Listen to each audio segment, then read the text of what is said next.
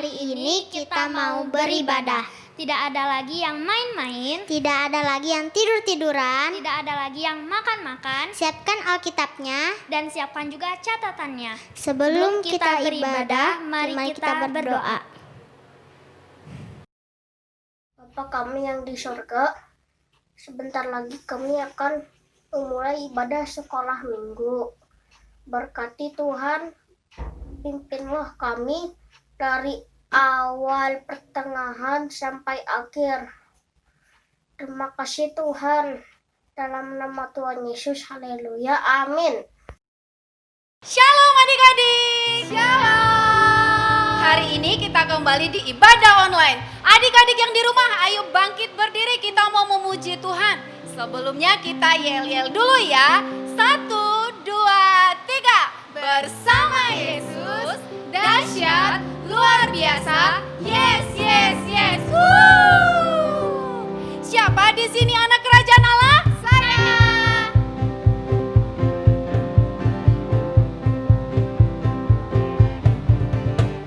Aku anak kerajaan Allah, hidupku ditebus oleh darah Yesus. Aku hidup melayani Tuhan sampai ku besar nanti.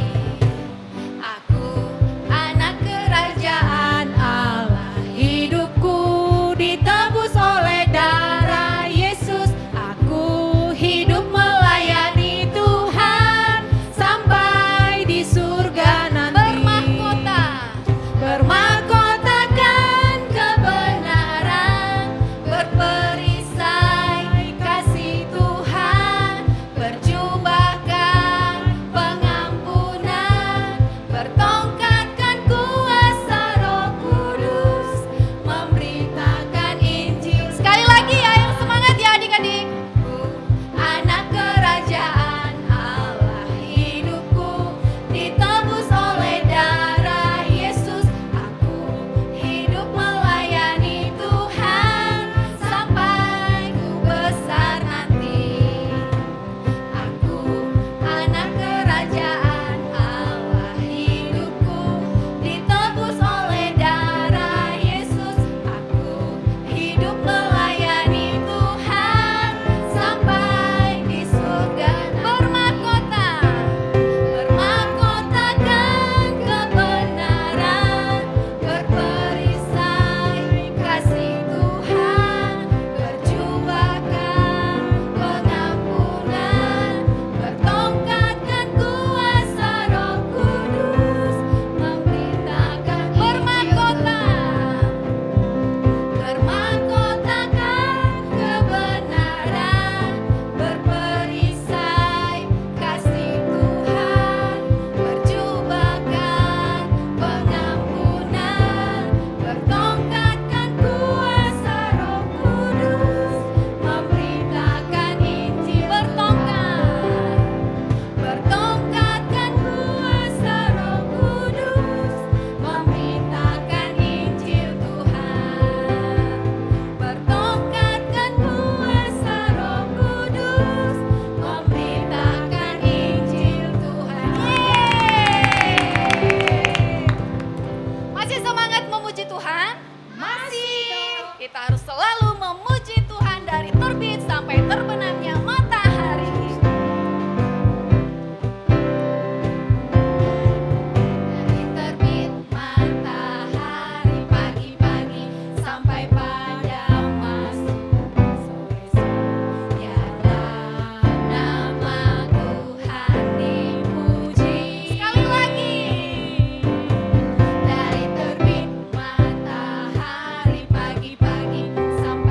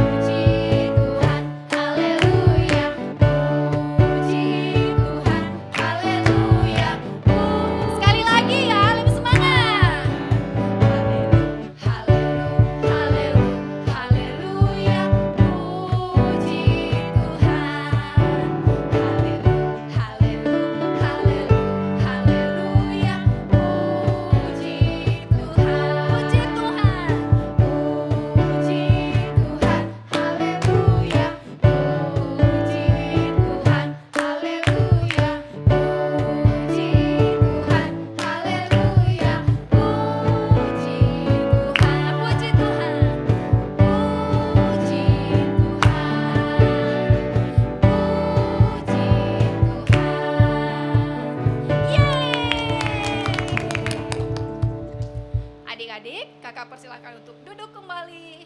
Kita mau mendengarkan firman Tuhan. Dengan hati yang siap, posisi yang siap, kita mau menyembah Tuhan. Kita katakan, mata kecil, mulut kecil, semuanya untuk kemuliaan Tuhan.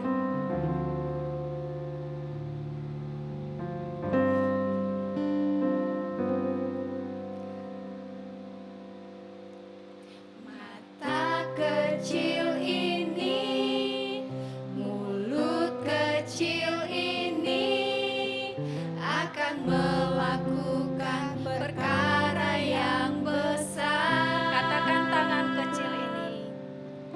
Tangan kecil ini, kaki kecil ini akan melakukan perkara yang besar. Sekali lagi katakan mata kecil ini. Mata kecil ini, mulut kecil ini akan melakukan perkara yang besar. Tangan kecil ini, tangan kecil ini, kaki kecil ini akan melakukan perkara yang besar. Yang tak pernah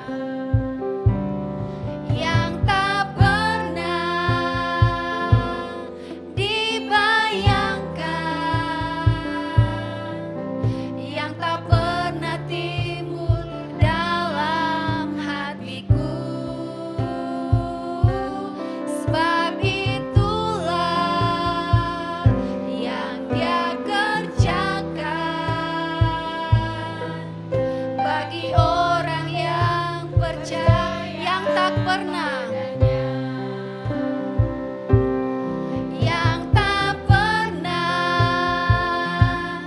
dibayangkan, yang tak pernah timbul dalam hatiku. Sebab itulah yang Dia kerjakan bagi orang yang percaya. Yang tak pernah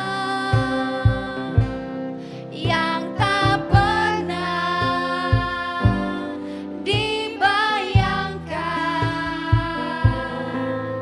yang tak pernah timbul dalam hatiku. Sebab itulah yang Dia kerjakan bagi orang yang percaya. Bagi orang yang percaya, bagi orang yang percaya padanya, bagi orang yang percaya padanya.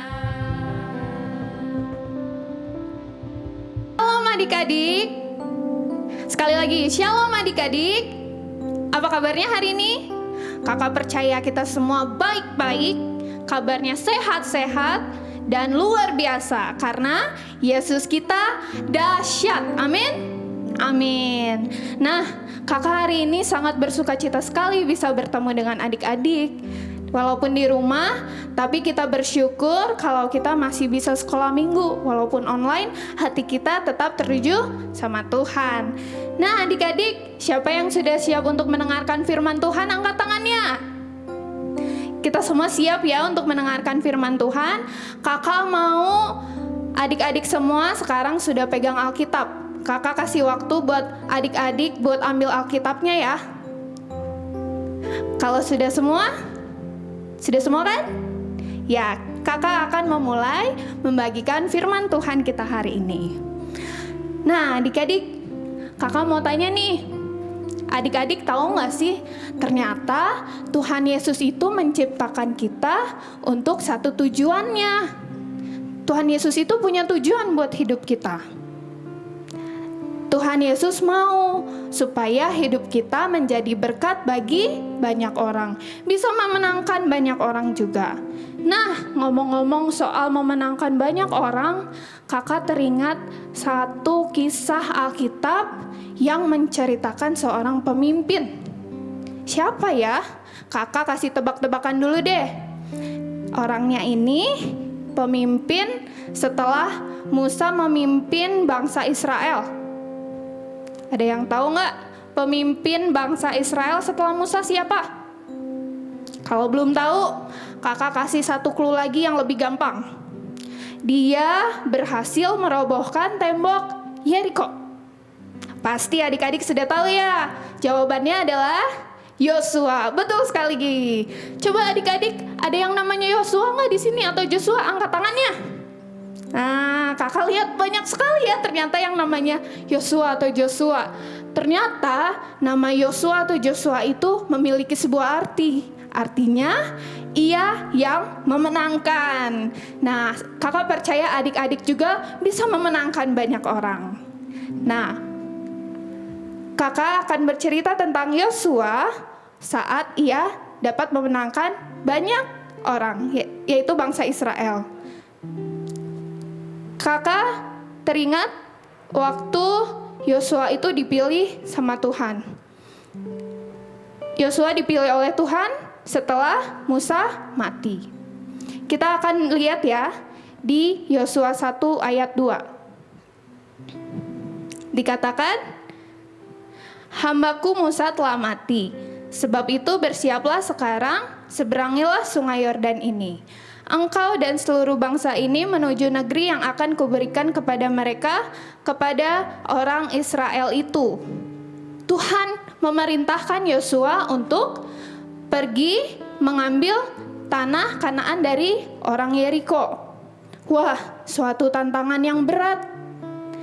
Tapi Yosua percaya bahwa Yesus akan menjagainya, dan Yesus tidak akan membiarkan Yosua dan bangsa Israel berperang sendirian. Bangsa Israel dan Yosua akan melihatkan kedahsyatan Tuhan untuk merebut tanah Kanaan dari bangsa Yeriko. Ternyata waktu Yosua datang ke tanah Kanaan dan bangsa Israel juga, dia melihat tembok yang sangat besar. Temboknya itu jelas tembok Yeriko. Tapi tahu gak sih adik-adik, tembok Yeriko itu sebenarnya luasnya itu ada 40.000 meter persegi. Wah, bisa dibayangkan ya, jauhnya itu 40.000 meter persegi. Lalu temboknya itu terdiri dari 2 lapisan. Ada lapisan luar yang tebalnya itu meteran loh ternyata. Tembok luarnya itu lebarnya 2 meter. Lalu ada jalan juga buat pengantar antar tembok dalam juga. Nah, si jalannya itu panjangnya kira-kira 6 meter. Dan tembok di dalamnya itu tebalnya lebih tebal daripada tembok di luar, yaitu lebarnya 3 meter. Wah, kalau misalkan dibom pasti harus berhari-hari nih ngebomnya. Nah, tapi Tuhan yang dahsyat bisa melakukan segala sesuatu yang tidak mungkin. Akhirnya Yosua ini diperintahkan oleh Tuhan untuk memutari si tembok Yeriko selama 7 hari lamanya. Hari pertama, Yosua memerintahkan kepada para bangsa Israel untuk membuat barisan. Barisannya itu yang pertama ada prajurit-prajurit. Terus dilanjutkan lagi barisan keduanya ada 7 imam pembawa sangkakala. Adik-adik tahu nggak sangkakala? Ya, yang kayak trompet itu ya, yang panjang, terus bunyinya sangat nyaring. Terus barisan ketiga ada imam yang membawa tabut perjanjian. Ada yang tahu nggak tabut perjanjian itu apa? Tabut perjanjian itu bentuknya itu kayak kotak gitu, tapi digotong sama imam-imam. Nah, tabut perjanjian itu berisi janji-janji Allah untuk bangsa Israel. Dan barisan yang terakhir, barisan keempat, ada barisan bangsa Israel. Selama 6 hari, bangsa Israel memutari si tembok Yeriko itu dengan barisannya. Hari pertama diputarinya lah si tembok itu, tapi gak boleh sampai ada suara. Puterin. Udah, hari 1 istirahat. Terus hari 2 bangun lagi, muterin lagi. Sampai hari 6 kayak gitu. Tapi mereka melakukannya sehari sekali. Sampai pada hari ke-7, Tuhan memerintahkan Yosua dan bangsa Israel untuk memutari tembok Yeriko itu sebanyak 7 kali. Jadi 7 kali, 6 kalinya itu muterin, tapi tanpa suara. Nah, setelah putaran ke-7, Yosua memerintahkan kepada bangsa Israel untuk bersorak haleluya, bersorak nama Tuhan. Dan apa yang terjadi? Kita lihat di dalam Yosua 6 ayat 16. Lalu pada ke-7 kalinya, ketika para imam meniup sangkakala, berkatalah Yosua kepada bangsa itu, "Bersoraklah, sebab Tuhan telah menyerahkan kota ini kepadamu." Terus kita lihat lagi di Yosua 6 ayat 20. Lalu bersoraklah bangsa itu, sedang sangkakala ditiup. Segera sesudah bangsa itu mendengar bunyi sangkakala, bersoraklah mereka dengan sorak nyaring. Maka runtuhlah tembok itu, lalu mereka memanjat masuk ke dalam kota, masing-masing langsung ke depan dan merebut kota itu. Nah, adik-adik, ternyata yang dilakukan Yesus itu dahsyat. Dia tidak hanya memakai Yosua sebagai pemimpin, tapi Yosua juga dibantu sama Allah untuk memenangkan bangsa Israel, untuk memenangkan tanah Kanaan. Yesus tidak berhenti untuk menggenapi janjinya. Tuhan itu menggenapi janjinya kepada Musa untuk keluar dari Mesir, sudah terjadi. Lalu sekarang Tuhan mau bangsa Israel itu untuk memenangkan tanah Kanaan. Apakah waktu Musa mati lalu Tuhan menggagalkan rencananya? Tentu tidak. Akhirnya siapa yang dipilih menjadi pemimpin? Yosua. Yosua dipilih oleh Tuhan menjadi pemimpin untuk memenangkan bangsa Israel, untuk memenangkan tanah Kanaan. Nah, satu pelajaran yang kita bisa ambil dari kisah Yosua ini, kalau kita taat dan setia sama Tuhan Yesus, kita akan menjadi Yosua yang dipakai sebagai alat kemuliaan Tuhan untuk memenangkan banyak orang. Amin. Nah, tapi adik-adik, kadang juga kita suka takut ya. Masa sih kak kita bakal memenangkan banyak orang? Jangan takut adik-adik. Kalau adik-adik takut, itu artinya kita nggak percaya sama Yesus. Kalau Yesus bisa memenangkan hidup kita untuk memberkati banyak orang. Nah, kita juga jangan takut untuk melakukan sesuatu yang baik. Kita bisa menjadi berkat bagi banyak orang dengan melakukan apa yang menjadi perintah Tuhan. Kita mau taat sama Tuhan, amin? Amin. Ya, akhirnya firman Tuhan kita sudah selesai sampai sini. Dan kita akan tutup dalam doa. Kakak undang kita semua untuk berdoa ya, lipat tangannya, tutup mata, kakak mau berdoa buat kita semua. Tuhan Yesus yang baik, terima kasih untuk waktu yang Kau berikan buat ibadah kami pada hari ini Tuhan. Kami mau menjadi anak yang taat dan setia atas firman-Mu Tuhan, karena kami percaya bahwa kami menjadi alat-Mu untuk membagikan berkat bagi banyak orang Tuhan. Dan kami juga percaya bahwa hidup kami juga menjadi alat bagi-Mu untuk memuliakan nama Tuhan. Terima kasih ya Bapa. Inilah doa kami, biarlah firman Tuhan-Mu selalu tertera dalam kehidupan kami. Terima kasih ya Bapa, hanya di dalam nama Tuhan Yesus kami berdoa. Haleluya, amin. Adik-adik, hari ini kita punya ayat hafalan ya. Ayat hafalannya diambil dari Mazmur 118 ayat 15. Suara sorak-sorai dan kemenangan di kemah orang-orang benar. Tangan kanan Tuhan melakukan keperkasaan. Sekali lagi ya adik-adik, di Mazmur 118 ayat 15. Suara sorak-sorai dan kemenangan di kemah orang-orang benar. Tangan kanan Tuhan melakukan keperkasaan. Adik-adik, kita akhiri ibadah kita. Ayo kita bangkit berdiri, kita katakan haleluya, haleluya, haleluya.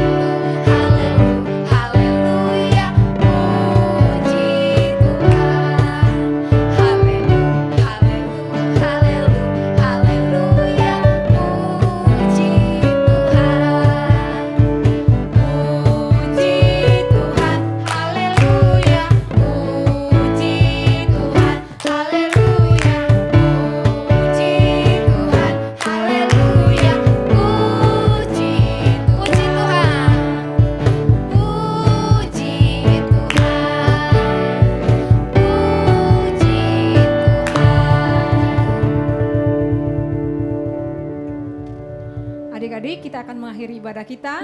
Semua masih dalam posisi berdiri, kita angkat tangan kita. Tuhan Yesus, terima kasih. Kami akhiri ibadah kami, tapi kami percaya kasih setia Tuhan senantiasa tetap menyertai kami dimanapun kami berada. Terima kasih buat semua kakak sekolah minggu yang boleh bersama-sama melayani hari ini. Terima kasih juga buat semua adik-adik kami Tuhan. Berkat Tuhan turun atas mereka. Dan kami bersyukur papa mereka juga Tuhan pakai menjadi saluran berkat untuk semua adik-adik kami. Di dalam nama Yesus kami berdoa dan mengucap syukur. Haleluya. Semua anak-anak Tuhan katakan amin. Adik-adik, sampai bertemu minggu depan. Tuhan Yesus memberkati. Dadah.